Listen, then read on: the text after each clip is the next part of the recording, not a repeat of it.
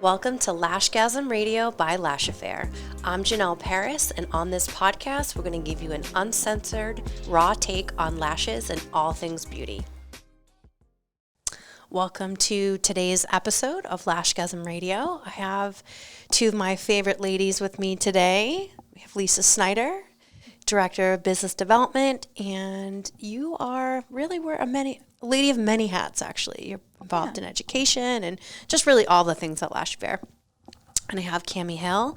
She's our studio manager, educator, and another woman that wears many hats here. So we're really a tight group, a small group, but a tight group here at Lash Affair. So today we're going to talk about some business topics and some frequently asked questions and just some little helpful advice that we think that will help you move forward in your business in this increasingly wild and unpredictable climate that we're living in. So first things first, I have some notes. I just wanted to keep myself on track because that's how I do it. So what's the most obvious thing that you can think of right now, or like the easiest thing that people can start doing today to help their business in 2021? I'll start with you.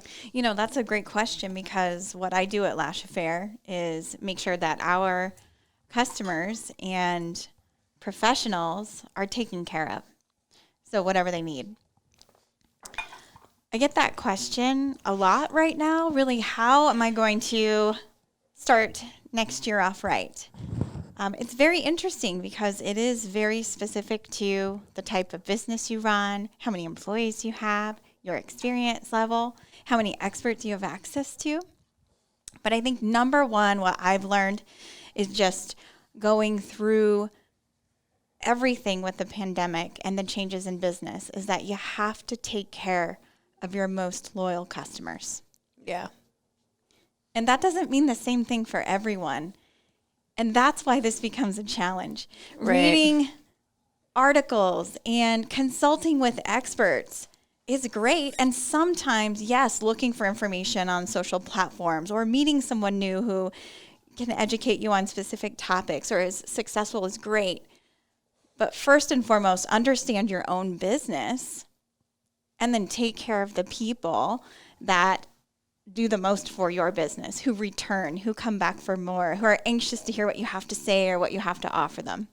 I think that's a great piece of advice, because you have to tailor any great advice to how does it fit into your business and your clientele. I think that's awesome. Yeah. How about you? I think one thing for sure that salon or studio owners could be doing, especially with everything, potential shutdowns coming, things like that for 2021, is just being sure that they're training staff with selling retail and themselves are selling retail, and then maybe even amping up your online store just in case that does happen with the shutdown. Having that in place is really important, and that can get you through those months where there's not as much revenue coming in. From behind the chair, from services. Exactly. Yeah, that's great advice. And actually even roll that back. Do you have a website? Let's just start there. I know a lot of people don't even have websites. They solely rely on Instagram as a platform. That's great. You always want to be super active and, engaging on Instagram, but let's just throw out a weird scenario. What if all of a sudden Instagram isn't the platform and all of your, presence is located on that platform? I think that's a mistake. I definitely think that you want to make sure you have your own digital presence, your own website, and that will protect you from, the changes in what's trendy, because I know it used to be Facebook and stuff like that. Now, people don't even want to go on Facebook, and it's like, all right, now you have all of your activity happening on one platform for it. So it's good to diversify, but mainly making sure you have a website for yourself. And that way you can have a shopping cart and sell retail, and that way people can not only come into your store or your studio to purchase from you, but they can do it online if that's an option. I think that's great too. Yeah. I think email marketing is the big one. The more people I talk to, the more I realize don't do that. Yes, I was saying really, they don't. Email marketing, tell me more. Yeah, I know. And that's an undertaking in and of itself, but just making sure that you're capturing your clients' information. So just not only their cell phone, but you're gathering their email. It's a great way to keep in touch with them, let them know about current promotions that you have coming up, whether it be a new product or just a tip and a trick or just some added value. It doesn't always have to be a sale. Just letting them know, hey, don't forget about me. And hopefully we don't have any more shutdowns, but in the event that we do, it's a good way to keep you top of mind. I want to comment on the website. So it's interesting because I think a lot of people are making choices right now and trying to learn who's open, who's not, who's expanded services, or who offers the service right now that I need. And one thing that I've noticed on some websites, specifically to our category of beauty, so Lash Studios, is the information about the person behind the service and telling their story. So it's interesting because, yes, we're looking for services, but I think right now more than ever, people have time to invest in learning about who's providing the services. Right. What credentials do they have? What testimonials are available either on their website or through a certain platform? So, yes, I think even right now, websites can be more critical as people have more time to research the business or why maybe they should come and receive a service from you versus saving money. And telling that story and that experience, the one way that you can do that is, yes, introduce them to your business and get to know them through email marketing and these other marketing strategies, but also, share your story. Yeah, put yourself out there. Yeah, give them reasons to get to know you. Yeah, and read your email. That's a good point. And you say this all the time. There's so many options nowadays for people. There is. I mean, they're inundated with options, whether it be, this studio, whatever, this store to come to. It's, sorry, that's mildly distracting. Sorry, the dog's in here. Again, not cutting that. So that's even more important to let people know what are some differentiating factors that make you you. What are your certifications? Yes. Tell them your story. How long have you been a lash artist for? What makes you special? It may not even have to be anything crazy. It can just be, I'm a huge dog person. I like yoga. And then that is something that your clients can relate to. So putting yourself out there for sure is a way to, resonate with a potential client. Something that we do really well, I want to just toot our own horn, is the Google reviews. Mm-hmm. That's one thing that will make clients, choose you or choose your website over another, is how many reviews that you have. That's big. I know that people want to hear from other people, and it's great. We can all talk about ourselves and we do this, we do that, but what does the consumer think about you, and what is the honest feedback that's floating around? So not only put your website up there, but ask people to leave feedback. I think that's really important. For sure. And even to take that one step further, it's okay to ask someone to leave you a review.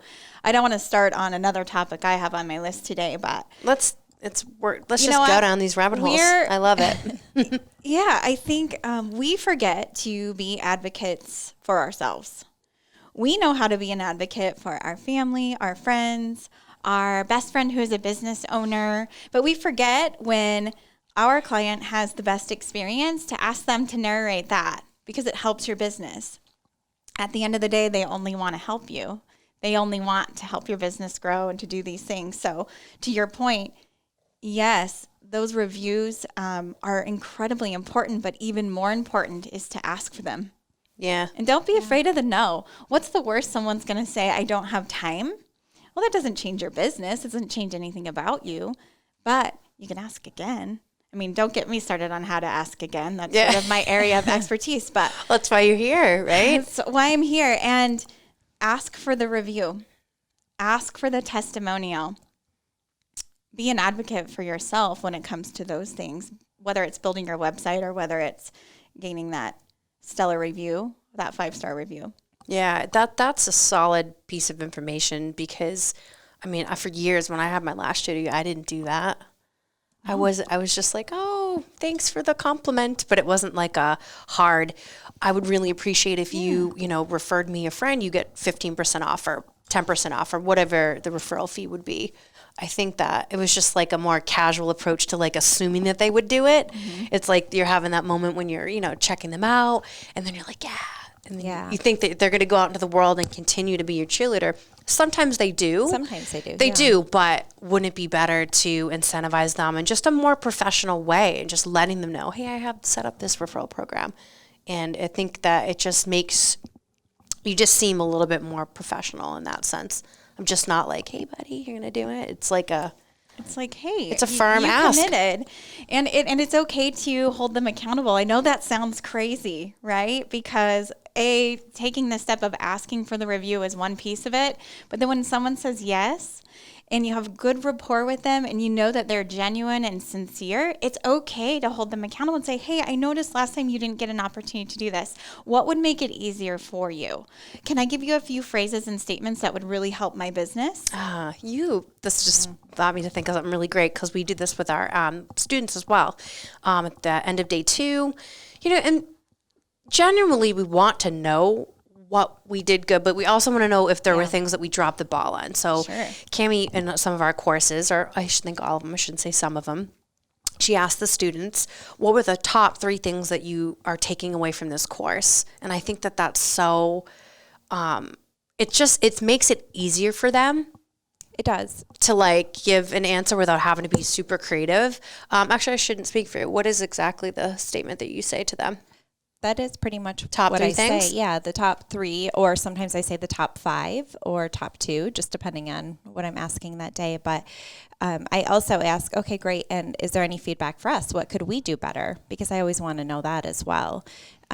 So asking those things to your clients is really important, and establishing yourself on Google, even if you don't have the ability to make a website right now, you can treat Google like a page, like a Facebook page, like an Instagram page. It's so important to establish that. And there's even a little area as a business owner that you can post updates.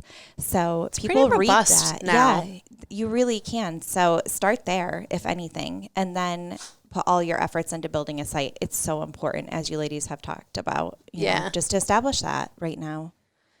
I couldn't agree more with that. It's just, I think that's one of the things where, and obviously it's not all women in this industry. There are some men that have lash studios and whatnot, but it's predominantly women. And I was talking to you the other day about why women tend to make less. And I was kind of going off a little bit, but we're bad negotiators. Yeah, we are. We're really bad at negotiating. It's just always like, here's the fee or whatever, and we're always just like, okay, that's fine. Instead of going back and negotiating, something that's a little bit more beneficial for you. I think that's a little sad. I think that just shows that people aren't willing to ask for what they want, or there's just some fear happening there. Yeah, and asking, when I am bringing on a new employee to our team, for example, their worst fear, right, is being told no, or somehow making someone upset. When you really get down to it, the reason we don't ask is we don't want to upset anybody. We're people pleasers. We just want to give the best service and the best experience. And naturally we want to nurture. And so asking is incredibly challenging. I was talking to you about this study that Harvard University did in July.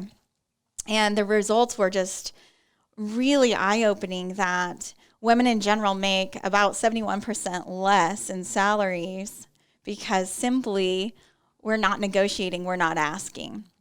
And this plays into our businesses, whether you're a solo artist or you're running a large team like Cammie or a major brand.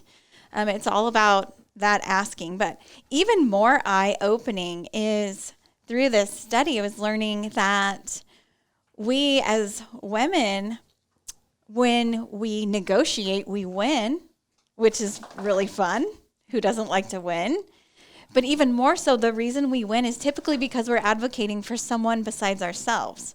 So whether it's, again, I come back to this, whether it's one of our employees, one of our relatives, a child, or whomever it might be that we're negotiating for, will win those negotiations, but we kind of forget to be our own advocate. And asking for the Google review, or negotiating your lease, or negotiating your terms with your bank, that's all about asking. Or bettering your business. Raising your prices. That's why this industry. That's where my mind such- just went. Yeah, such conversation about that. And why? Why are we so afraid to do that? We don't want to negotiate, right? Yeah. That's really, that's sad to me, but it's interesting, and I think we can do a better job at that, empowering ourselves to recognize that we deserve to be compensated, and everybody gets a raise. Most people get a raise in any industry every year. It's just part of how that works, and I think that we should stop. I know it's obviously easier said than done, but stop not including ourselves in that category. You know, it's like we have all these other industry, and then there's just the beauty industry, right? Where it's like, why are we not considering what we do? You know, we're fine with being like, in our bio, I'm a CEO, I'm a boss, I'm all this. But then when it comes down to certain standards that other business practices hold themselves to, we're just like, oh, nope, that part, no. Yeah. But it's that to me is a little sad. I want to see us do better as business owners, for sure. When you were talking, it got me onto something, and I completely forgot my train of thought. Talking about raising your prices. So that's probably a little good tip, maybe. I know we're kind of like going off on little tangents here, but I think that now is the time to raise your prices. How can you be more productive in 2021 over that holiday period? I think that we shouldn't be looking to lower them. I think we should be looking to increase prices for sure. And that's a tactic too that people do regularly. You know, maybe it's a little bit different now that it's a pandemic, but most people, when they're going to raise their prices, they save it for the holiday season, because people tend to be a little bit more in the giving spirit. And I don't know really like the psychology behind that, though, but we've talked about that in the past, where that's a tactic that people use. Did you used to do that in your studio? When was the time that you guys would raise your prices? No, we have really set boundaries of when we do that, as far as so they know what to expect. But I have a program where there's apprenticeships and then different levels of artistry as well. So the guest then has the choice to either stick with that artist or pay the price they were paying and stay with the other artist. So we don't necessarily do it per season, but whether we have new education or they're bumped up to the next level. So you used to have more of like an internal structure of price raising, Correct. right? Yeah. That's cool. Do you find that in your studio that creates any negative competitiveness or anything like that? Or like, obviously competitiveness is good and it's healthy. It is. We did experience that a little bit in the beginning, and you just have to work through it. And you know, everybody has goals, and as long as what their expectations are, if that's really clear, I think that can eliminate that. That's good. Yeah. Yeah, and then I know we do it a little bit differently here with Lash Affair. We're like one team, one goal. So like reiterating that, because I think sometimes if you're used to maybe working in a solo setting and then you join a team, kind of breaking that competitive nature can be a little bit challenging for people just to get in that new mindset of team goal. So I think that that's important to, you know, remind people if you are working in a team that, you know, we're in this together, and that you don't have to have that internal competition, that it's like, you know, we're in this together. I see that happen a lot. I know that Shelby, we have so many people that we work with that have multiple employees that speak on that and how they put it down, put it to rest. I want to touch on price increases. Yeah, let's touch on that. I know we were kind of on that topic, and it's interesting because for me, being in sales for, I don't even want to say, because then you'll know how old I am. But, you know, a lot of times when you're doing a good job telling your story or delivering the experience, price doesn't matter. Now, in the pandemic, we're in a price-sensitive economy. We're in the thick of it, right? So are they going to ask how much it costs? Sure. Word of mouth, to Cammie's point and what she tells us almost on a daily basis, if not 4 times a day, is word of mouth. So when you're delivering the value, they really shouldn't ask the price. And That's typically how I would say train my sales teams, right? Is if you're doing a good job solving a problem and you can show the client how you're solving a problem, or through the experience there's a great value for them, typically they're not going to be so concerned about the price. That's very true. I agree. And that is really, I think, across the board in all industries. It is. It's just like, why does somebody buy a Lexus over a Toyota? Mm-hmm. It's like they've built the marketing value there. Mm-hmm. And I think what industry can prove that more is with lashes. It's like, this is such a difficult, time-consuming, you can't just be kind of half in it. You're all in. And I think that the more we educate our clients as to like what we're doing, I think it makes it easier to build that value. Because if they're just completely in the dark about what's happening, and you don't want to be, it's a fine line too, because you don't want to be, educating to them to the point where it's too much information. But I just think that if we can create better clients, then I think that that's how we raise the industry standards as a whole. Because like more clients will be less, accepting of these shitty services that go on. Yeah, for sure. I just think that the more the clients know, I mean, that's how I am, for instance. I mean, I'm not a hairstylist by any means. I used to do some weird things to my hair. And as soon as I was corrected, they were like, why are you doing that? And I was like, oh, I'm just doing what I do.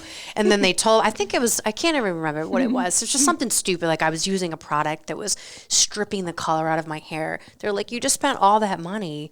What is happening? So it's like that moment when I was educated, I just did better moving forward. And then I spread that knowledge too. So I think that that's going to be less of like a barrier, so to speak. Is just, you have to tell the clients why your value is, or why you're building that value and why your prices are so high. And then when you do raise those prices, I feel like it won't even be a thing to them, because they're going to be proud to go to you. They're going to be proud to be like, yes, I go to Lash Affair or Pure Lash and Beauty, and like wear that as a badge of honor rather than like, oh, I just go to some place down the street. Right. They're going to be proud to talk about you. So I think that is a good way to kind of skirt the price drops in 2021. And not to mention, I know, you had to take a break during the pandemic, right? You were lashless? Yeah, I was lashless. You were lashless. I can speak for myself. That value inadvertently that was built, like I just was like, don't you dare take that away from me. Yeah, it made me want it even more. So let's not discount that has just happened to everyone across the board. Most, what would you say, like 99% of people had to take a break? Yes. Just by having that happen, that the value was built. So let's not miss that opportunity to sort of ride that wave and, capitalize. I shouldn't say capitalize. That's a weird word, but just capitalize on that like negative feeling people had of not having them. It's just reminding them of, hey, remember that feeling? Yeah. Remember that feeling? Remember when you came to me with those naked lids? Yeah. we don't want to go through that again. Yeah. And even if they do, that's fine, and we can all roll with the punches, right? If a shutdown happens again, we're just keep using our lash serum, and it is what it is. But let's have that conversation of like, hey, let's keep it going. Giving you that service. Yeah. Let's not try to discount my career. So, and I think most clients will be willing to pay to keep you in business, right? That's another thing too. Like they're invested in you. They don't want you to go out of business. They want you to have a studio. They want to keep this service going in their life. So let's get away from the price drops. I want to make this interesting, because I want to also come at this price increase from a different perspective. And, this might not be on the notes list, but after a little bubbly, you kind of get talking. You get warmed up. So you've had 2 sips. This is just her. Yeah. Here's the thing. Like when we talked about taking care of your most loyal customers, here's what happens. Yes, we can do a good job building value, and yes, we can do a good job telling our story. But the challenge becomes this: when you start your business and you originally attract, let's say, a price-sensitive client, and then all of a sudden you've attracted the Groupon group.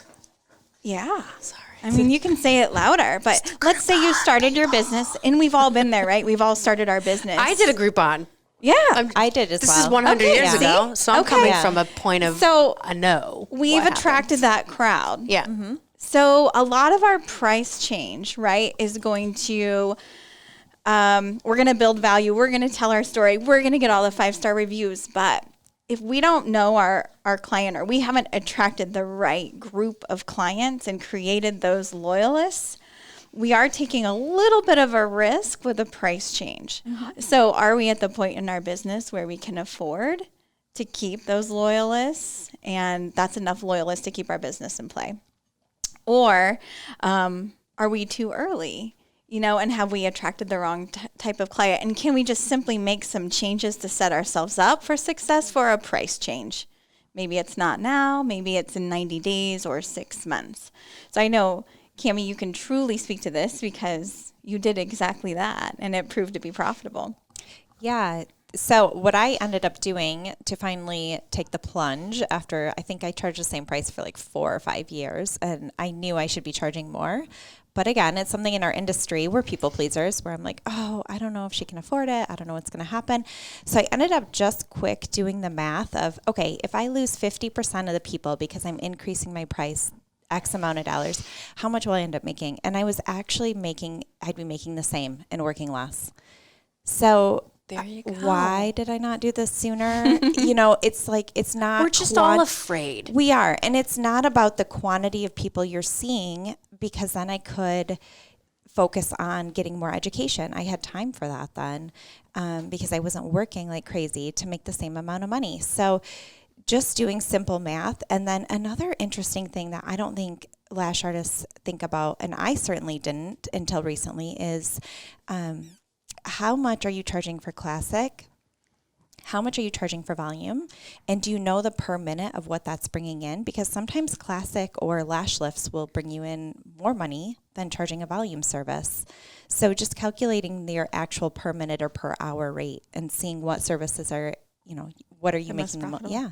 Thinking about your business more of time. Yeah. Rather than just service. Yeah. I'm doing mega volume and I'm making all this money, but what if your classics actually make more because you're doing less time and it's similar pricing if you calculate it down to the minute? It's interesting. It is interesting because at the end of the day, we're talking about a business, and business is numbers, right? Mm-hmm. I think we get caught up in the trendiness of like, I only do volume now. Right. Where it's like, okay, great. That's awesome. But what do your clients want? And are your clients willing to pay for classic? And will you make more money doing classic? Right. So it's just kind of taking a step back and get it out of your own head a little bit, and maybe less so much on what's trendy, so to speak. Yeah, that's I remember when one of my clients, she went to Harvard, and she was like, I'm going to help you with your business. I was just starting to grow. I was adding lashes, and she wanted to help me figure it out. And I was like, how can I make the most money? And she just was like, listen, I'm going to help you. You need to take a step back and look at this. So she's like, look at your days as time, not as services. You have this many hours in the day. She's like, do you want to know how much money or what service that you would make the most money off of doing? I was like, what? She's like, you would make the most money if you just did bikini waxing all day. Because it only took me 15 minutes. And she's like, based on this price, this is how much you could make this amount of money rather than doing 2 full sets of lashes or whatever the case may be. Right. I was like, that's my point. It's always the services we don't see. You don't expect. Yeah, because you just automatically think, well, if I'm getting 3 full sets in one day, then I'm making so much money. But if you broke that up and just added a brow tint to every single person you're seeing, you could be making the same and working less. My mind was blown when I broke it down like that. It still kind of blows my mind too, because I'm like, oh, geez. And that kind of brings me to, yes, I keep notes because that's how I do it. I think that brings me to kind of what you were just starting to say of like your loyal clients. I think, and I'm guilty of this. I did this for years. I was just focused on getting new clients. It's like we are in this mindset of just like more. But to your point with the loyalists, my lady, is that what can we do to focus on those clients? Maybe you don't need 100 more clients. Maybe the 100 clients that you do have, maybe you can introduce them to more retail. Maybe you can just start offering those people add-ons. So nurturing those people more rather than being like, all right, we have them. How many more can I get? And I think that is where people lose sight a lot. I know I certainly did. I know if I can turn back the time and I would only focus on like the ones I had, and maybe I like spruced up my retail, or maybe I was doing more. I don't know. I just feel like I could have been so much more successful and worked, I don't want to say less, but definitely not as hard. Yeah. Right? Because working smarter, not harder. Yeah, for sure. So that's one thing. And I know that like another question people might be having is like, what determines a loyal client? Like how do you even get to that point? How do you determine that? How are you tracking that? What does that mean to you? So when you think of a loyal client, what does that mean? Is that someone that has come back more than once? Or is that somebody that spends a certain amount? Is it a dollar threshold? Is it a repeat customer threshold? What's some advice to help people determine like a good way to look at that? Is it dollar spend or frequency or what? So I have a mathematical equation. Done. That's why she's here, guys. Yes. Smoky? So I think what do you have any advice for the people? Now, this might be a little challenging if you don't have a system in place that tracks, right, how often your client is returning. But ideally, you want to look at your total list of clients and figure out of that list how many of those clients do double what the entire database does. Does that make sense? So if you have 80-20 rule I was just here. going to If say you have 80-20. 100, you could use the 80-20 rule, but let's say you have 100 clients. Where's the point where this client at let's say client number 50 has seen you X amount of times since your business started compared to the rest of your database? Those are your most loyal, and you can base that off frequency for sure. Dollar amount gets a little tricky, right? Because we charge different amounts for different services. So I would certainly measure this by frequency if it was a service-based business. And then I would look at my total database and figure out how many clients how many clients have seen me double the time as my entire database. I know that's like not very clear, but if 100 people have seen you, let's say out of the 100 people, they've seen you a minimum of 1 time, but 35 of them have seen you 10 times. Then those 35 are who you need to not only take care of, but even ultimately anticipate their needs before they come in and give them that special treatment, because those are your word of mouth. Those will never leave you. And I say anticipate needs because all of that plays into your loyal clients, right? So the smell of the coffee when they arrive, or do they prefer tea, and all of those needs being anticipated. So that's what I would focus on. And in fact, circling right back around to the beginning of our conversation, that's how we get through the next 90 days. That's how we get through the next 6 months until we're back to normal, I guess, if there's ever going to be a normal. Take care of those loyalists. There will be a normal. Don't say that. There might be a new normal. I think it'll be better. Wherever we land, it's just going to be how it is. We have to make the best of it. For sure. And if we don't go back to not normal, we have amazing masks. How's that for product placement? So, yes, little mask here. Notice I have silver. Yeah, little chains. This is great. A little shameless plug, So but usually we wear them, but obviously not because of the podcast. But Cami, are you going to drink that? I mean, if not. Oh, just checking. hello. I'm busy petting dogs at the moment. Yes. all right. Do I just get up and pour my own? We're talking about business etiquette. Producer. We have a producer. We have an empty glass. Yes. Zoe will get that for you. Thanks, Thank Zoe. you. Thank you. Yes. Treat your staff Okay. well. Was that a better example? Like if 35% of all the clients you see you the most, that would be considered your most loyal. Yeah. Okay. And I think just asking questions when they come in. I'm not saying talk during their entire appointment, but, we have a term here we call profiling people. But it's really just getting to know them on a deeper level. Because as you say the most, how can you help somebody if you don't know them? Mm-hmm. And that to me, when you said that, I was like, no truer words have ever been spoken. Like, truly, how are you going to give somebody advice if you don't know a thing about them? And that it seems so simple, but it is. It's like, if you have a product line or whatever, it's like, how are you telling someone what adhesive that they need if you don't know any information about their treatment room, their skill set? It just doesn't make sense to me. So I think that should be applied to your clients. Get to know them.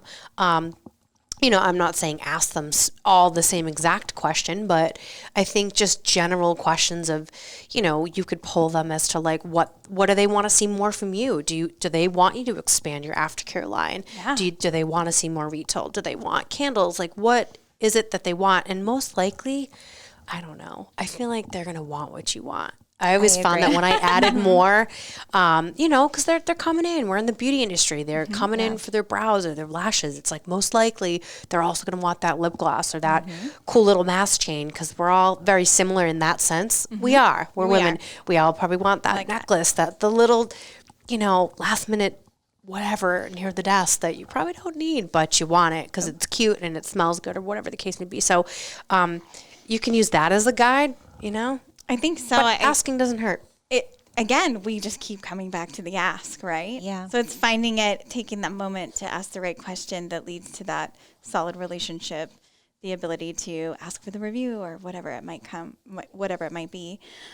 It's interesting because you were saying what I say is, I don't know how I can help if I don't know who you are, and I'm not saying obviously say that to your client, but in my mind, that's what I'm asking, right? I'm saying, so I do help salespeople. They do call me from, my career or from just running across me at an event or whatever it might be. And she's very humble. Well, it's interesting because I think we should tell them you weren't you like the youngest recognized salesperson at JP Morgan for like years?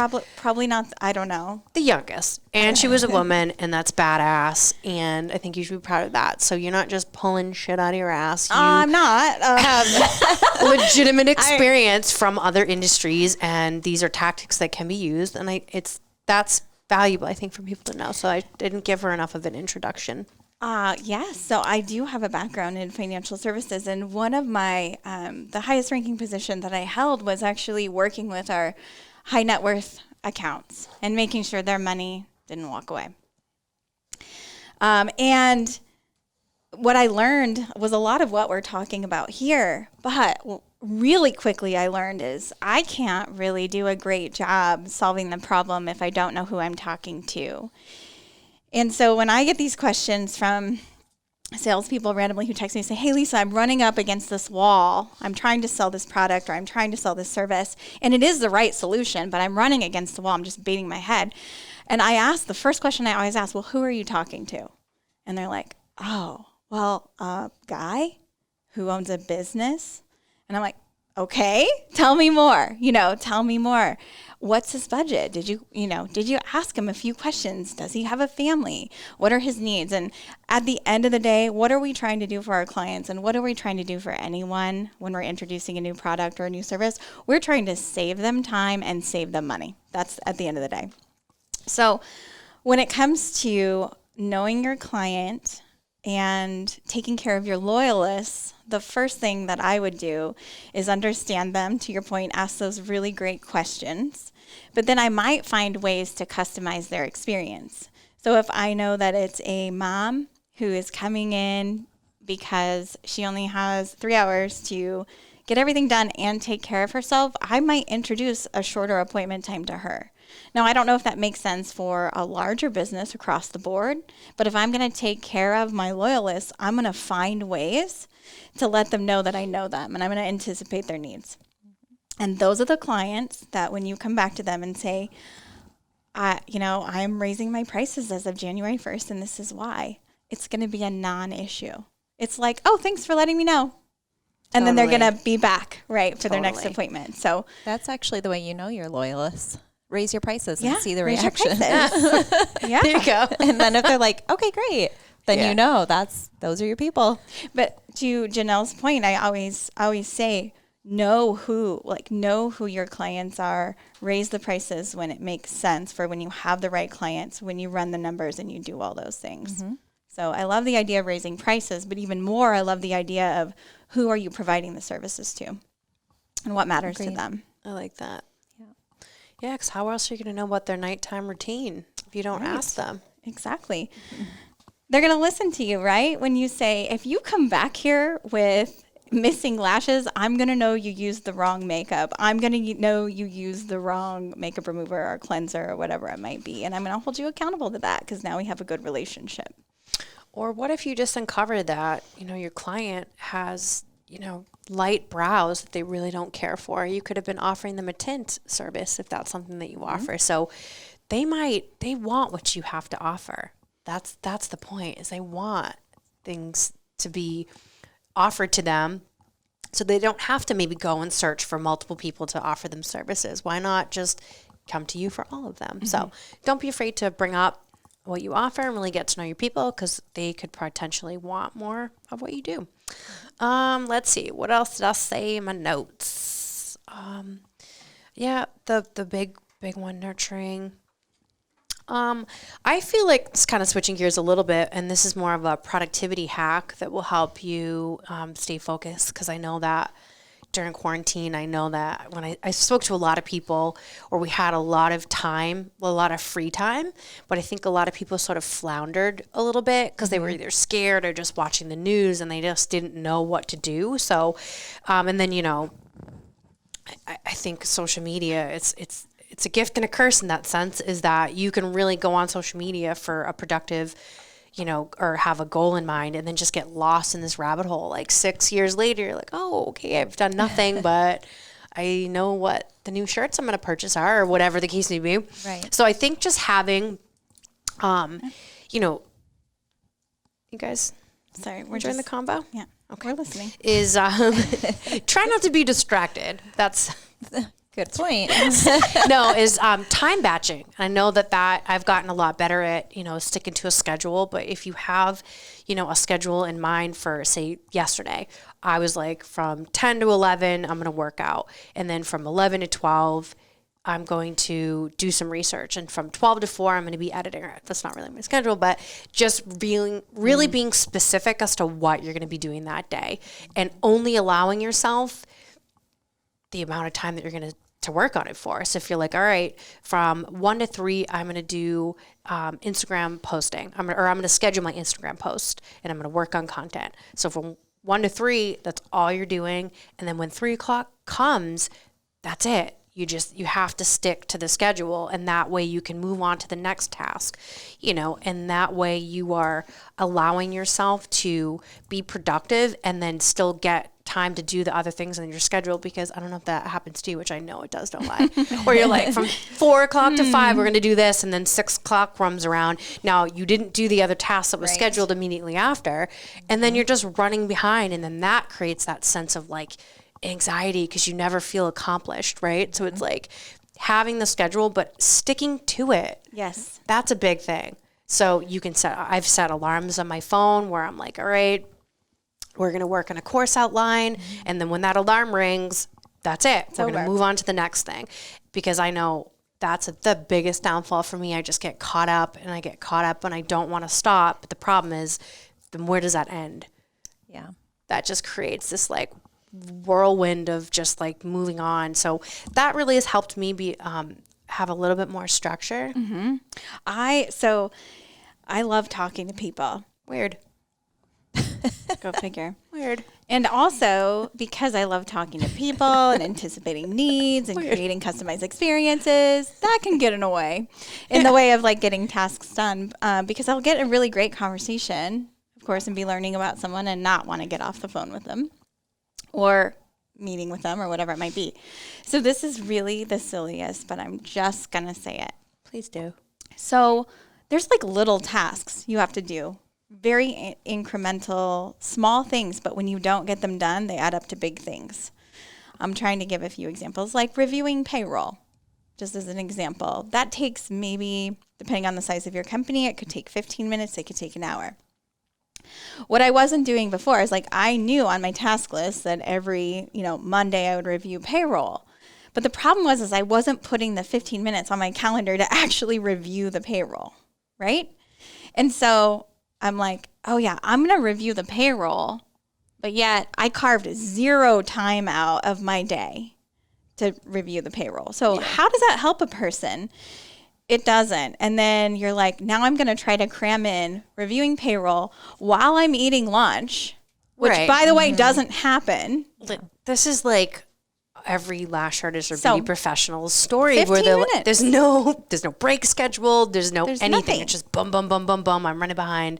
And then here we go. And here we are. So I made it a point where I actually like put 15-minute increments for these small tasks, those things that every day that you're like, I'll go do this thing or check in with Cammie or check in with Jenelle about whatever it might be. I actually put that on my calendar now, which is not something that I did, a few years ago before coming to Lash Affair. So it's those little tips and tricks. I don't know that I use the batch method. Because it's a little bit different structure here. We're pivoting a little bit more. And to be honest, I don't know how I'm going to help a customer that might need to call in, or a beauty professional, or a partner school. And they might have a very challenging situation that we need to work with them on. So if I don't schedule... It's a little different. That's a little differently for you, for sure, because you have to put the client first at the end of the day. So that definitely is... It's different. It's different. But however, still comes back to putting it on the calendar. Yeah. I think that, at least from my creative brain, I used to be really turned off by that. I was just like, I don't like routine. I hate it. Don't put me in the box. But, the older I get and the more, the busier things get and just the more things are happening around me, I've been feeling that there's need for that more now than ever. Yeah. Like, I'm like, I need the routine. I agree. So, and having that structure. So, like, no thing I think is too small to put on the calendar. No. It's like silly, a little reminder. It's not, though. It's like, check on airline tickets. Put that down for 5 minutes. I know that sounds crazy. It's a task, but if it's not on there and I don't have designated time for it, it doesn't seem to get done. Yeah. So that's a good tip, a huge tip for productivity for sure. It's just holding yourself accountable. I know I wasn't a list person before, but making lists and that feeling that you get from like checking things off. For sure. That is So rewarding. good. Even on the weekend too now, where I just usually do like house stuff or whatever, things for work, but I'll put things on there that don't even need to be on there. Yeah. And if they weren't on there, I go back and add it to the list and then I check it off. There you go. I do. I feel accomplished. It just feels good. And there's just more little things that I've checked off. So lists are big. And I think it's definitely helpful for sure, especially when you're doing more creative tasks too, because those can put you off track so fast. So this is a clear example about, again, being an advocate for yourselves. We schedule for our kids. We schedule for our families or for our clients. We schedule for our employees. But do we schedule for ourselves? do you schedule that break? I know you don't.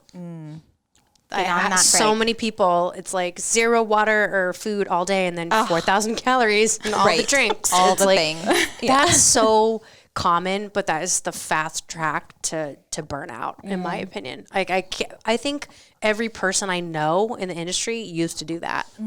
I can't think of one person who didn't do that. Yeah. And we're all sitting over here like, oh, don't do it.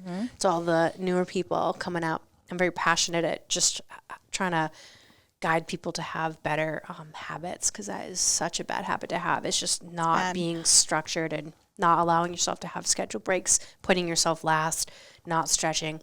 All of these self-care things that really should be on the calendar, and you shouldn't feel bad for doing them, because it really, we think it takes away from our productivity, right? Where it's like, oh, I don't need a lunch break. I want to fit another client in, or I don't need to take that 5-minute break because I'm going to keep working. But it's like, who wins from doing that? No one. Like, you think that you're being more productive, but you're really not. And I think most people in this room can agree to that, where that is so not true. It's like, you think you're going to edit this. Take me, for instance, all last week I was video editing, and I was just trying to do too much at one time, or I really wish I would have just scheduled more breaks to like get up and walk around. And I did that yesterday, where I was just like intermittently doing things, but I scheduled it. It wasn't flighty. Perfect. It was just alternating. So it was like allowing myself enough freedom to break it up. But yeah. I love it. I know one of the things we talk about is eliminating technology during those times as well. Oh my God. And I have to say, one thing I learned from Cammie, not to bore anyone with the details, but Cami and I spent some time together. During, like, he's asleep. Oh, Lisa's talking again. So Cami and I spent a lot of time together, and Cami does routines well. And one of the things that I really absorbed from her is this morning and night walk situation, hike situation, to absorb the sunrise and absorb the sunset. Yes. And since you do a sunset too. Well, not now. You should try. It's dark early, but used to. Yeah, that's a good one because I have a morning one, but the sunset. There's something about catching both of those. It just and the purples and the Arizona sun. You feel so alive. For me, it's such a peaceful. It just reminds you there's a bigger picture out there, right? Yes. Right. Like, get out of your office, away from the screen time, and fucking take a look at the beauty of the world for a minute. So much beauty. Yes, for a minute in time. That hit me hard. I took that and I religiously walk every morning and every night. Now, is it the 45 minutes I wish it was? No. But I'm out there for 20 minutes. Doesn't even matter. I'm out there. As long as it's 10 and you're moving your body, you're getting sun. Feels good. Because this is on my list too of like, it's really nothing to do with work, but it's mindset and it's how you set yourself up to be better while you're at work. So for me, when I started doing this, I don't know if it was around the same time when you started doing it with her, but I noticed a shift in my productivity and my mood and just energy. My intention for the day was so much better. Because it's like, how gross. It's just like, this is, you're laying in bed and you have your phone here and the first thing you do is you reach Grab over. your phone. Oh, that's the worst habit. My email. Yes, no. God, I'm so, that just like grosses me out. You Terrible. have to take an hour for yourself me. before the phone checking, the news, any of that is absorbed. Before you take it 1 in, take hour. yourself in. Yeah. Right. Yes. Be an advocate for yourself. 1 hour. I can't think of anything more important than just it's just so intense now how immersed we are in just technology and just every second there's like an ad popping your way, like someone's pinging or something. And I think that can really make the day be a little on edge for sure. Like totally. How do you feel like that's changed your I don't want to say your calmness, but like your mindset towards the day? You know of what? Like allowing yourself to get the sun and walking around before you jump into your laptop. I mean, I think you can speak to me pre-walking morning and night. Like, sure, I'm going to take a call. I'm going to read my email at 5 a.m. or whatever it takes, right? And I think that there is value sometimes to that depending on your industry and your job, right? You need to be in the know. If your clients are 3 hours ahead of you, or maybe in our case, they're worldwide, then yeah, you need to pay attention to some things outside of normal business hours. But I think that what struck me the most is that I became more confident in taking more time for myself in other areas of my life. So it's like adding those tasks to the calendar. It's like, no, I need that time because I'm not going to find that time in my own time. Does that make sense? Like I'm being an advocate for myself. So, and also push me into other types of routines we're having a little cute dog situation. Totally distracted. Could be a vomit, but that's fine. Super cute.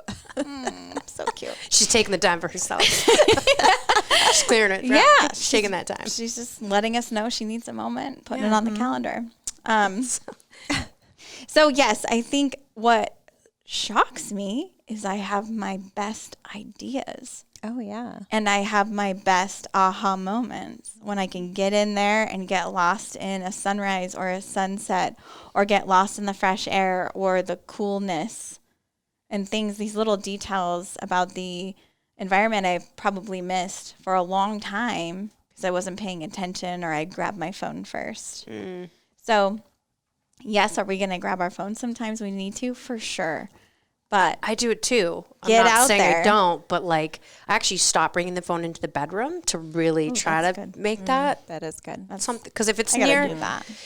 it's just so easy to like just reach for the bed. But I actually learned too that having the Wi-Fi near you while you're sleeping is not good. good. I That learned is that from good. Ben Greenfield. He was the one that I learned about the red lights in the bedroom. So at night, There's no it's all red light. But yeah, keeping the Wi-Fi away from you when you're sleeping. You sleep more sound without any of that going on. Of the frequency just running through your body. Any electronics you can take out of your room, the better sleep you'll get. Yep, all of them. So, and I know this really has nothing to do with business, but it really does, though. It has you are the person that's running the business, and if your mindset isn't there, and if you're completely unhealthy, if you haven't gotten sun in 6 months because you're inside working all the time, I feel like your business might suffer. For sure, it will. I don't know whether you see it now or if not later. Suffer, it won't thrive like it could. Yeah, or there's no balance. We talk about this all the time, where it's like, we have these jobs to be more productive, to make more money, but what?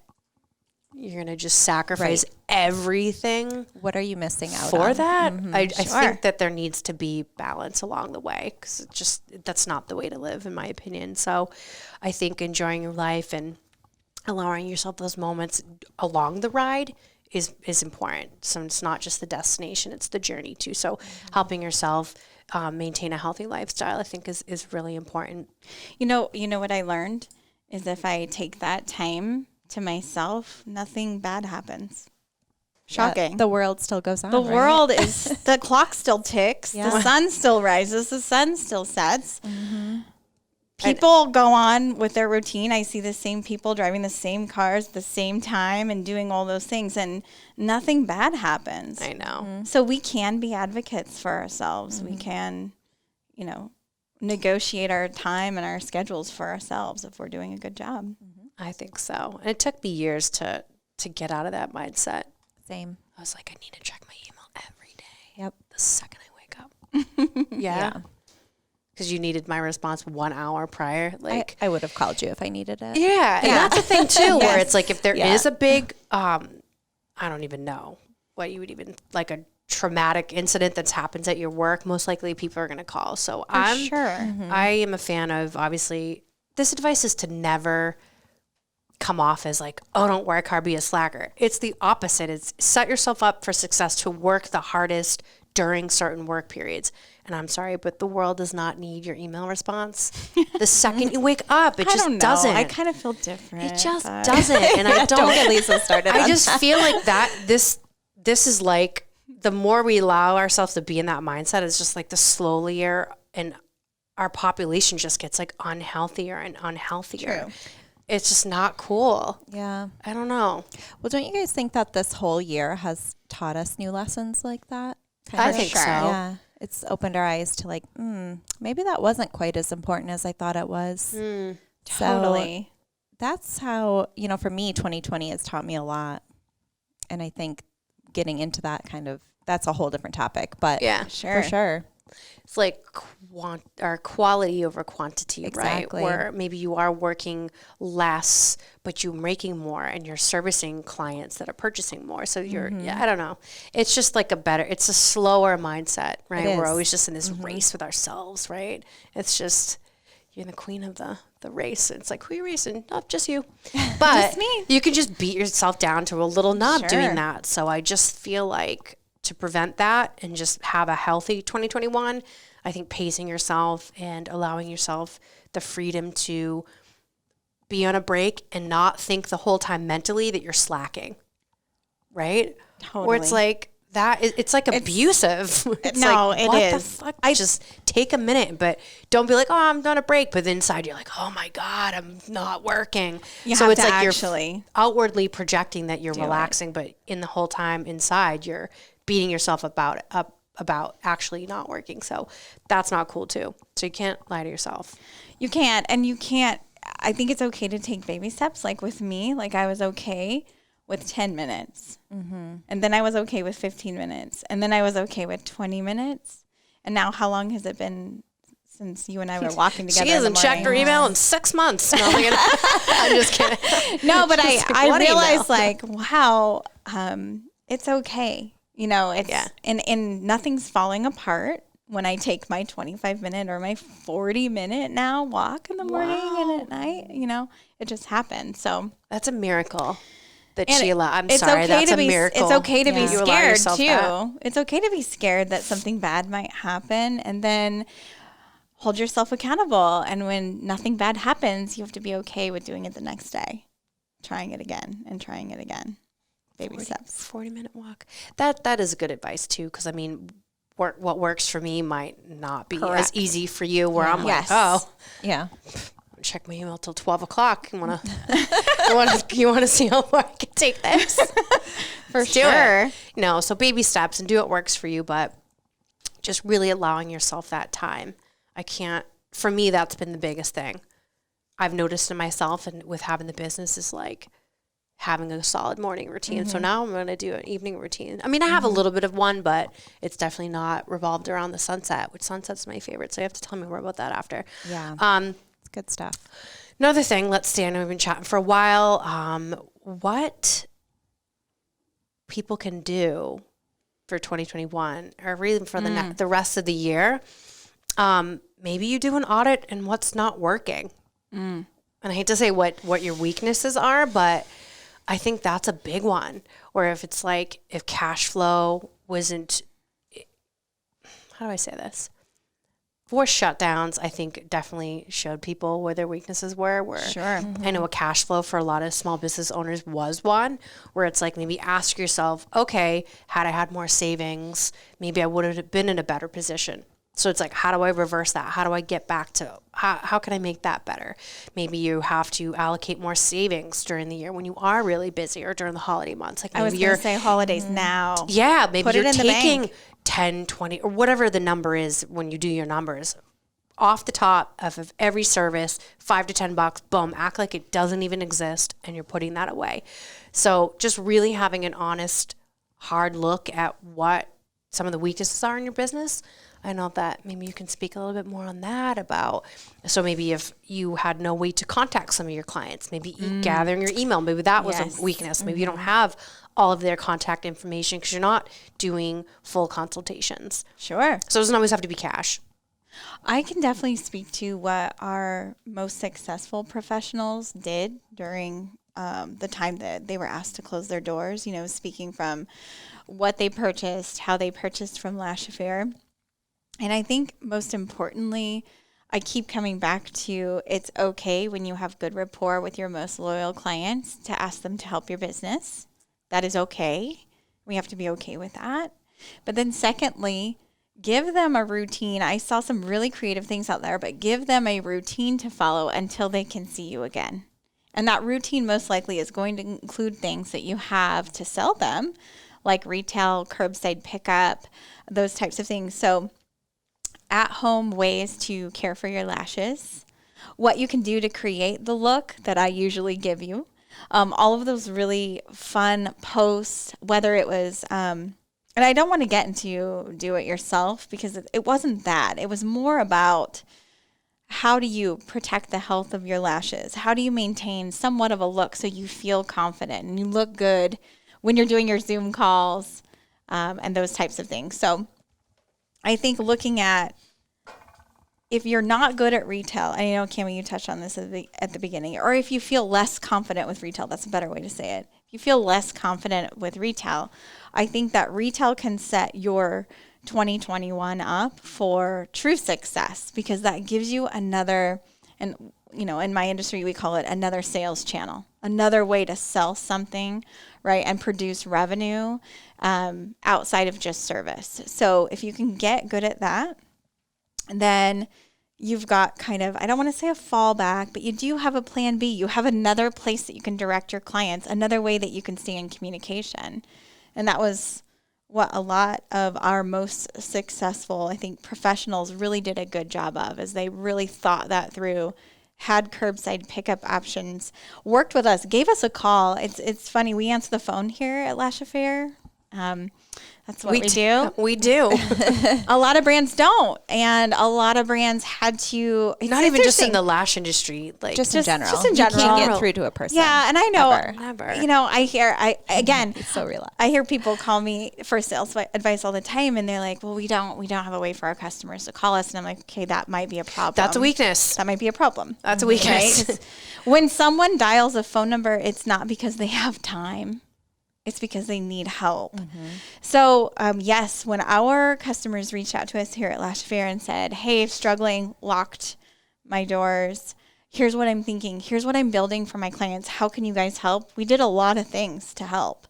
I think I'm incredibly proud of that, right? I was a part of that circle. Cammie was a part of that circle, and we all jumped on the phones and we all did whatever we had to do to keep our customers in business and to keep their ideas top of mind and moving forward for their clients. So if that is something you haven't thought through, or you need more experience with, or you're really thinking, hey, if I have to close my doors again, what's a good way to keep engagement high, revenue coming in?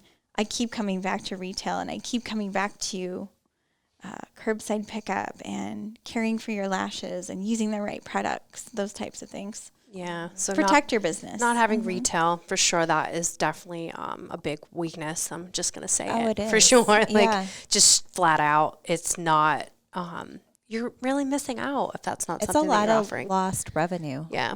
And it takes very little effort. And we always like to say, we're not selling, we're prescribing. Yeah. Because let's face it, some stuff, yeah, of course you're They'll selling. go get it from somewhere else if you don't. Oh my goodness. I hear that so much, like, oh, I'll just go pick it up from Walgreens. It's like, wait, what? No, you came to me. Exactly. It's like, I'm the professional. This is what you need for the best retention. I love when Lisa talks about setting up that yes environment. Oh, yeah. That's a good tip. Okay. Yeah.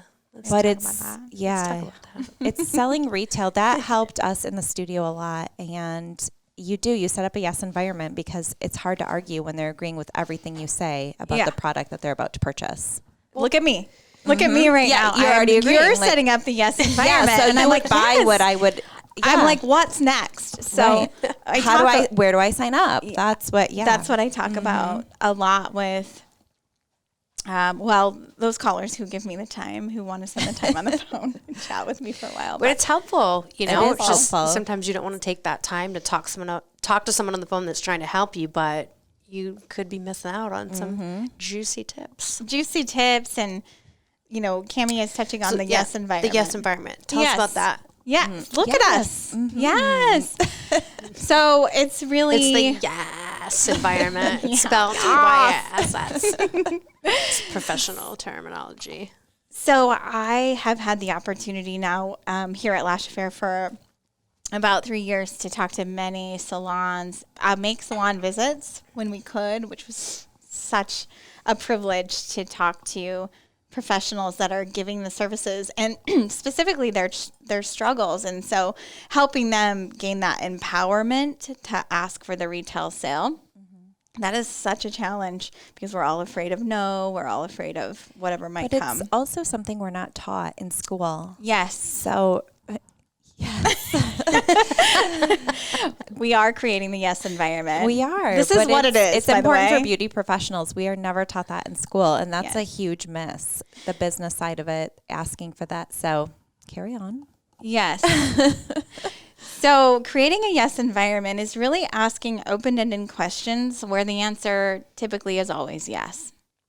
So, do you like your results? Jenelle, your service today. Do you like your results? Do you like the way your eyes look? Love it.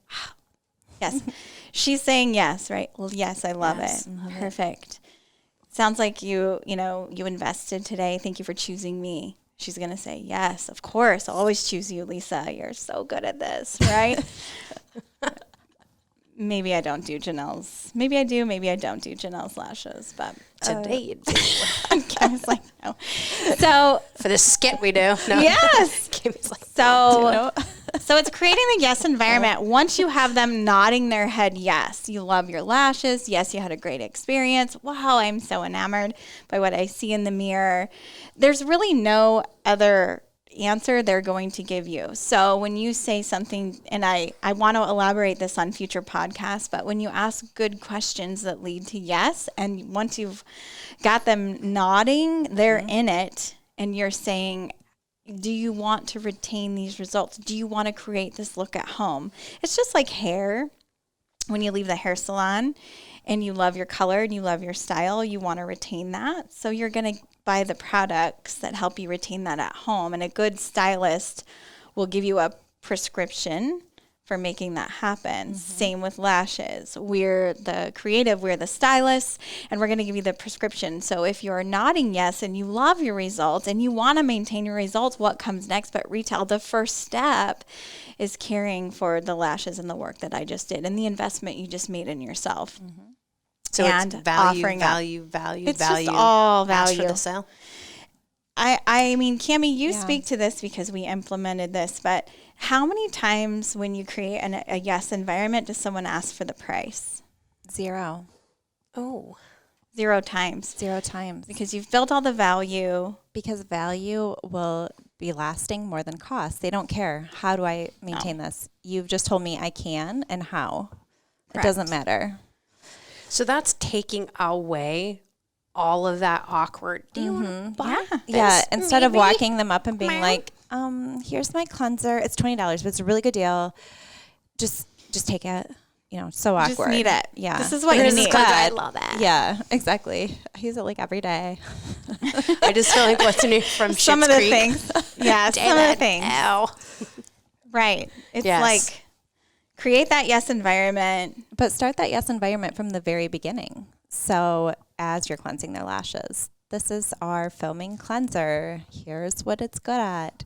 Yes. Yes. So look at Jenelle shaking her head. Yes. Yes. That's how it works. Though it works. Yeah. So it's just really about being confident Totally. and letting them know that you're confident, right? Because you know your shit, right? So it's like you're just letting them know, hey, just so you know, you like this. This is great.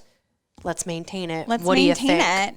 And next time that'll allow us to do. So if they say, you know, if it's a first experience or maybe just a second experience and they're saying, well, yes, you can say, well, maybe next time would you like more length for the event you're attending? Or I know this is happening for you. Would you like a little bit different look?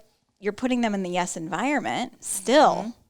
Yeah. Okay. Perfect. So the way we're going to make that happen is for the next 4 to 6 weeks, you're going to use a hydrating serum. And this is what it does. And that will allow me to create this next step for you. So it's a super fun place to be. I like with this a client. exercise. It is, because I feel like it probably makes the client feel so much more comfortable as well, because it's not this awkward. I mean, I can speak for myself. How many times have you been in that awkward dance of like, all right, you know they're going to ask you for the sale, and it's like makes you feel uncomfortable because you can feel that they're uncomfortable. And I'm just like, It's like routine versus I really mean it. Like this is truly what you need. So And here's why. do the clients a favor and adopt this methodology, because it just makes that cringe-worthy that cringy experience moment not happen. Even though that shouldn't be happening, I just feel like they know it's like part of the routine, or it's like, all right, here's the time to check out. It's like exit through the gift shop. It's that same mentality. Like as people, as consumers, we know that's the next. It's coming. You're pushing them through the process, right? It's coming. So what better way to ease that than making that a pleasant experience by just building that value in a confident way. I love that. I never really, I guess I didn't really think about that from the client's perspective of that is awkward. I don't care for those moments. I would feel better if the person was like, just did it in that yes environment application. I love this, you guys. Yeah, we start that early. So much better. Cammie and her team execute that beautifully. And so it just makes it seamless. It's not a sale. And sales really shouldn't ever be sales. If you're not solving a problem for someone, if you're not saving them time, if you're not saving their money, if you're not protecting their investment, then that's not the right thing to do, right? That's like dirty car sale. Not the car salesmen are bad. In fact, that was my dream job when I was a little girl. So just that was bucket list item. Little thing I didn't know about Lisa Snyder. She wanted to be in the used car I want to be the business. middleman, the negotiator. Right. That is the weirdest thing I've heard.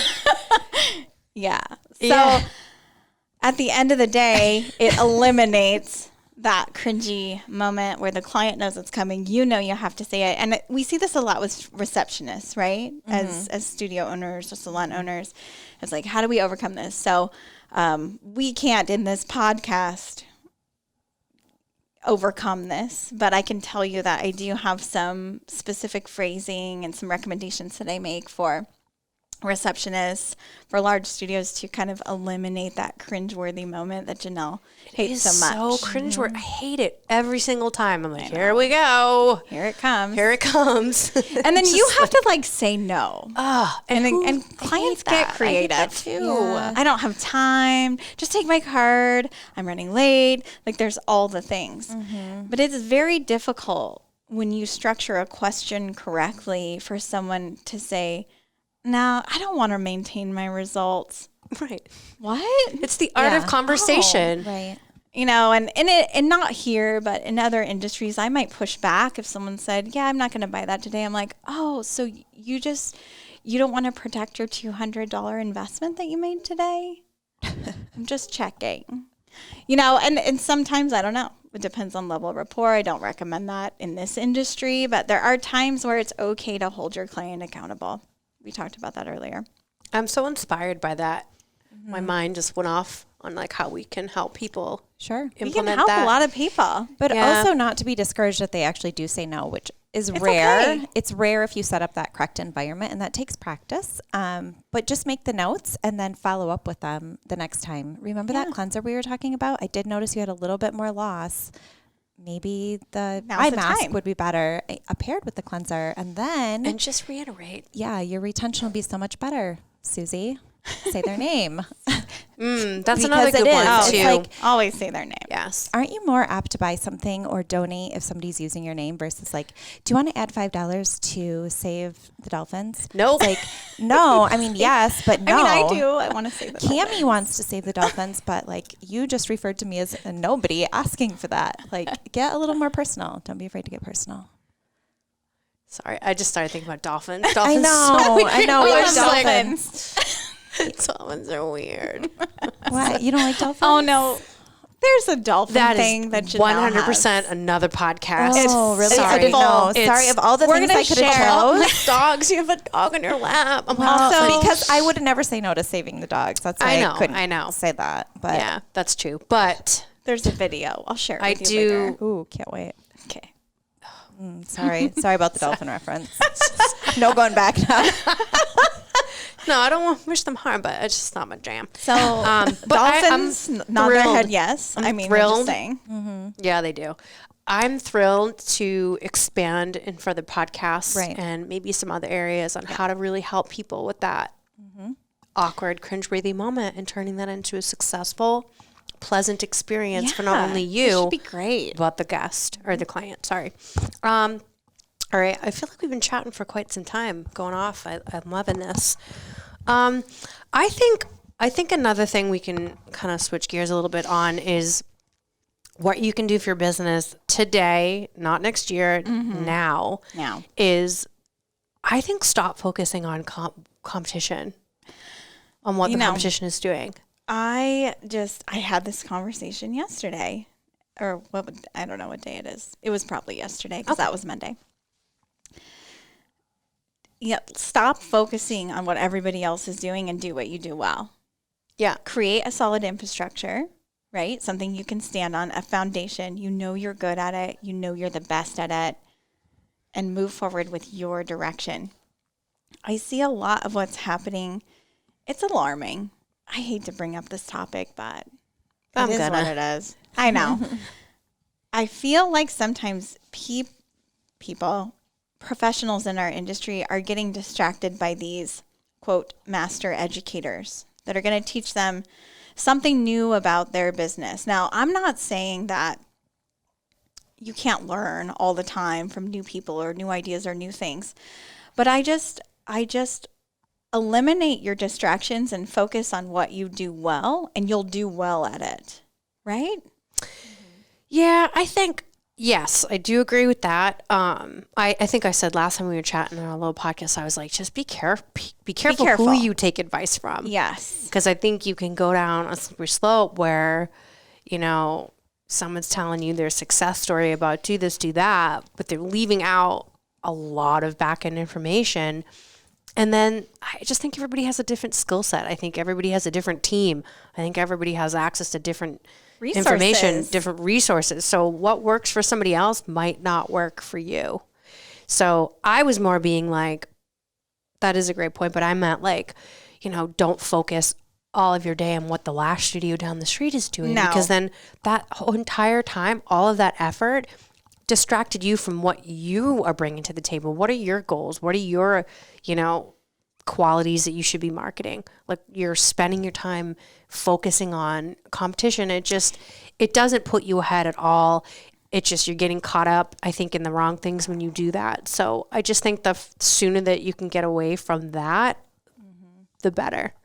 Be aware. Of course, you want to know, like, if you're setting a price of a new service, you want to know what your comps are, or, studios are in the recent area, or the local area. What are they charging, so that you can get a baseline, or just for your own knowledge. But to just like spend your time focusing on what that salon down the street is doing and making your decisions solely based off that, I don't think that's going to set you up for success. So I agree. I don't care for that mindset. Yeah. So kind of like circling back to the education, the reason I brought that up is I do see a lot of professionals where the salon down the street is now offering XYZ class, right? And now they want to offer XYZ class and attract students and those types of things. But really just focusing on a strong infrastructure of the things that we talked about, like taking care of your loyalists. And then as you gain that seasonality of your business and you find that time dedicate to being that expert, then go out and be that expert. But just because someone around you is doing it, or it tends to be the trend of what you feel like you're seeing, right? And by the way, the feeds that we see are custom to what we're clicking on. Right. So that's a whole other topic. But a lot of times, I'll hear that from salespeople or companies. So they'll say, but our number one competitor is doing this thing. And I say, ask me if I care. That's always my question. It's like, ask me when I take on a new role, or I do a little consulting gig or whatever it is, and they tell me about their competitor, the person down their street, and say, ask me if I care. And they say, do you care? And I say, no. And they say, why? And I say, because we'll do it better. We'll always do it better. If you maintain focus and you maintain on dedication to your goals, you're always going to do it better. So eliminate distraction. Focus on you. Focus on you. Be your own advocate. Protect yourself for 2021. I have one more thing. Two more, actually. I think surrounding yourself with like-minded people is a big one. That's a really big one. I think that, and I'm not talking about like The Secret, where like, all right, you just will it into existence. Like, I'm going to have a successful business and then it just happens. Like, no. That doesn't happen. No. having a positive mindset, and like, did you guys read that book? Do you know what I'm talking about? Mm-hmm. I know what you're talking about. I read that book too. Smokey, apparently he's into it. Smokey doesn't like to read. I think having a positive mindset is important, but I also think you have to go out there and work for it, right? So you can't just sit there at home and be like, oh, why? I'm so positive. Why aren't things happening for me? But you also want to surround yourself with people that are positive and are in this, how do I say this? If you're hanging around with people, if you have this dream, right? And you're like, I'll just use me as an example. I want to open up this 8,000 square foot space and I want to have all this stuff. Now, if I'm telling that to people that have a very small mindset, or they are just either really negative or whatever the case may be, they're going to find everything wrong with that. And they're going to be like, oh, don't do that. And they're going to lead me to believe that I shouldn't also do that. So I just feel like, again, be careful who you take advice from, and just surround yourself with people that just have the same mindset as you. Just focus forward, right? Yeah. Like I'm giving some advice to someone right now, and I'm like, listen, you're coming at me saying you came originally with this plan and this idea, and now you're not pivoting. You're distracting yourself with, what if I add this? What if I add that? And it's all add-ons, and it's all great. But what it does is it takes time and energy over here that should be, on the focus. And I say, this is my go-to right now, is stay the course. You're distracted by what's new and what's shiny. Just stay the course, and the benefits will come, but you need more time. before you can try this newness or whatever it might be. So I don't know. I hope that's helpful, but I also surround myself with people that are incredibly hardworking And funny. super funny, So funny. beautiful. I mean, let's go there. And what I find is I work. She was going to keep going. I know. I'm like, Oh, what else? I can keep going. Intelligent. Tell us more. Do tell. Really good at a long list of things that All the things. it would take No, a just 3-hour kidding. podcast to even get 10% of them listed. No, but really So- surround yourself with funny people. I highly recommend that. It's really will get you through. It will get life. you through and the changes, in the environment and the business world. But I think what's really fun is I've kind of been saying this a lot to our teams and kind of giving this advice to a couple of growing companies that I talk to on occasion and friends. She's that- business advisor. For Hey, I like, say, no, I'm not. just It's a couple just casual conversations. conversations. I'm just like, kidding. You need to right now. Here's the best advice I can give for business. The answer is always yes, right? So the client asks you for this, or you have this incredible idea. To me, the answer is always yes. The question is just how, right? So if you can surround yourself with people who are on board with your idea and will help you with the how and help you navigate that and support you through your ups and your downs, that's who you want to be with. And they're like, yes. It's again that yes environment. We always come back to that, but it's the yes and the how, right? The answer is always yes. The question is how. And that's the fun part, the fun part about business, right? It's like, okay, yes, we're going to do this. Now let's figure out how. And that's so fun. No? Yes? Yeah. Totally. You're all saying yes. I think it's great. Yeah. So find those people that will nod their head and put you in that yes environment. And push you harder Push you harder. Yes. and make you laugh. Oh, Yes. Let's not forget to have fun along the way. Right. If anything 2020 has taught us is just oh my goodness. you got to enjoy your life because It's those, it's hard out there. I think about those, It's so hard out there. I think about those few You moments. gotta laugh. you Enjoy what just- you're doing. God. You just have those moments when we were, when we are, all of our customers had to close their doors, and we'd have to find these just little moments as we were making as many calls as we can to just help people. That's all we cared about. It wasn't dialing for anything else than just saying, we're here, we're leaving you a voicemail to let you know we're here. And finding these moments in between that to laugh together and to get us through. And then when we would receive a phone call from one of our customers or professionals, and they would say, I just had the craziest, comment from a client or something, and share that, and just sharing that laugh was like so worth being here for them. I think people just need an outlet sometimes, for sure, just to know that somebody's there for them. So I think for, professionals, be there for your clients, right? If the client is Totally. freaking out about their job, think about it. We talk about this all the time about how we're like therapists in that room. For sure. Right? They might be accustomed to coming into your treatment room and just venting for an hour, and then you take that away. That can be really alarming for people, right? So if they are reaching out to you, maybe they just want that familiarity and they want, that shoulder to cry on, so to speak, and, just being there for people. So I forget how we started talking about that. We started talking about it, but surrounding your people with, Yeah. Yes. surrounding yourself with people that will help you with your goal or help you achieve the things for your business. Again, you're an advocate for yourself because you're going to those closest to you and saying, this is what I'm trying to achieve.